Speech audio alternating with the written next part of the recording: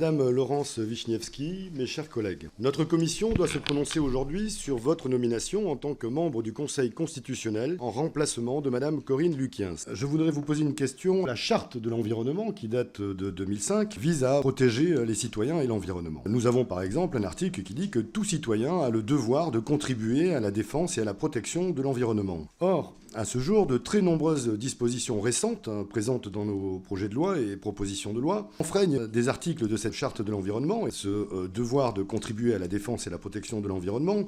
Je prends le cas de celle loi agricole qui sera discutée ce soir en CMP, qui autorise l'épandage de produits chimiques et phytosanitaires sur des parcelles voisines, enfreignant par effet de bord le droit à la propriété puisque les dérives de pesticides se muent en déchets toxiques et polluants pour les propriétaires des parcelles voisines. Nous voyons ici, dans ce cas précis, que nous avons une sorte de percussion de plusieurs droits fondamentaux, le droit d'entreprendre, le droit de la propriété, le droit de l'environnement, le droit à la libre expression, le droit de manifester, le droit à vivre dans un environnement sain, un ensemble de droits fondamentaux qui tous sont présents dans notre bloc de constitutionnalité et entrent en concurrence, soit à l'intérieur d'un même texte, soit parfois qui font rentrer en concurrence plusieurs textes différents. Vous évoquez cette subjectivité, ces convictions et ces valeurs qui doivent animer notre mission, mais pour le coup, ces trois valeurs-là, c'est ce qui font l'appréciation et les affects politiques.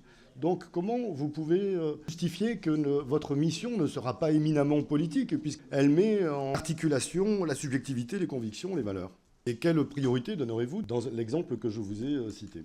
Pour ce qui concerne votre question, monsieur le rapporteur, vous m'avez surtout demandé comment vous allez faire ou quels principes contradictoires vous allez appliquer. La tâche du juge judiciaire, membre du Conseil constitutionnel, c'est souvent de devoir concilier des intérêts légitimes, juridiquement protégés, mais souvent opposés, souvent contraires. Je faisais ça, c'était mon office en qualité de juge. Le Conseil constitutionnel, il prend ses décisions en respectant trois principes: la nécessité, la proportionnalité et l'adéquation. Et je crois qu'on procède comme ça.